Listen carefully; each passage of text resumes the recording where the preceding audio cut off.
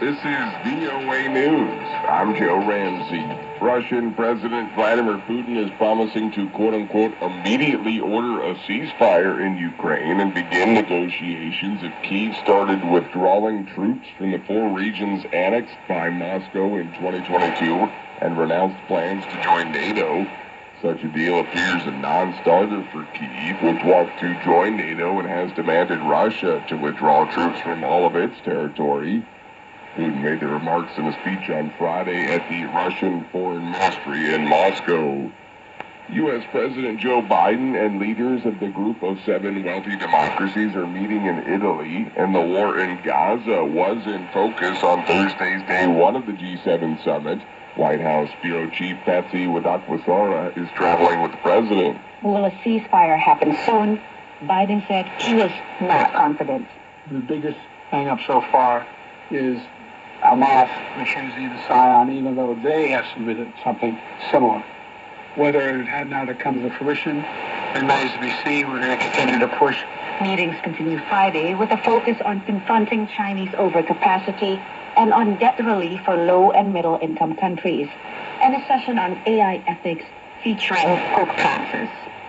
Patsy Widakwasara, Viewing News, Gaza, Italy. Hamas is a U.S. designated terrorist group.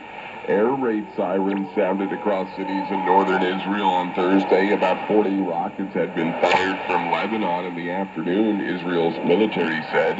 State broadcaster Khan aired footage of numerous mid-air interceptions of rockets above Israeli towns some 12 kilometers from the border.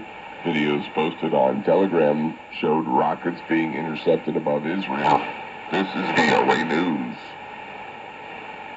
Muslims on Friday started the Hajj against the backdrop of the destructive Israel-Gaza war.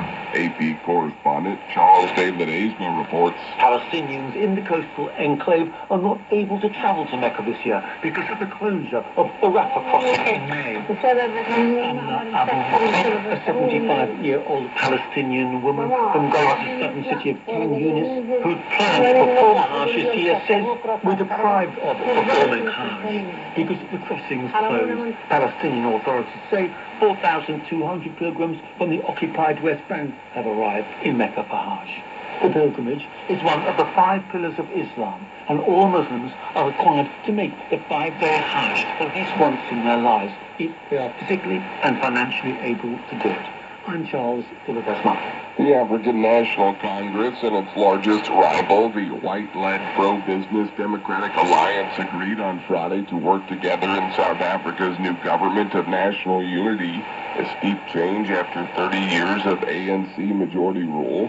Once unthinkable, the deal between 2 sharply antagonistic parties is the most momentous political shift in South Africa since Nelson Mandela led the ANC to victory in the 1994 elections that marked the end of apartheid.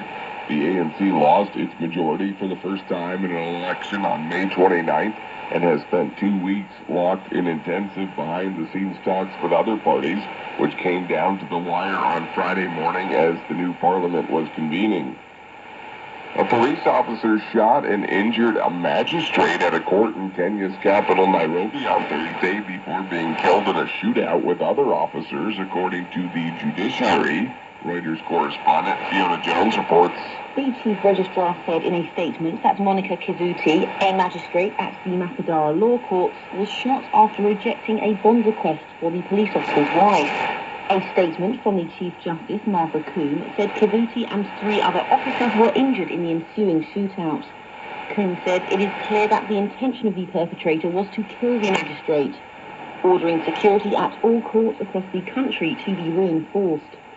A police report seen by Reuters stated that the policeman's wife had requested release on bail after pleading guilty to obtaining almost $23,000 in false pretenses.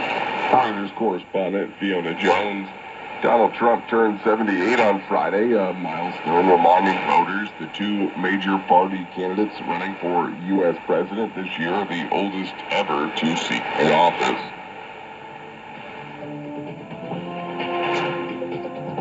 I'm Joe Ramsey, VOA News.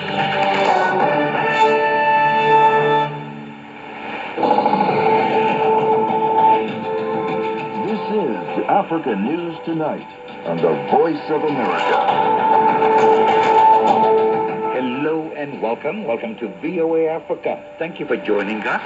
I'm Yeheyes Wuhib in Washington. Here's what's coming up on Africa News Tonight.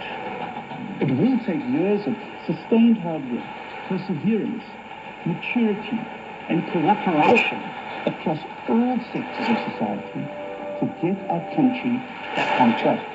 That was John Steenhuisen, leader of the South Africa's Democratic Alliance Party, on the challenges facing the new coalition government.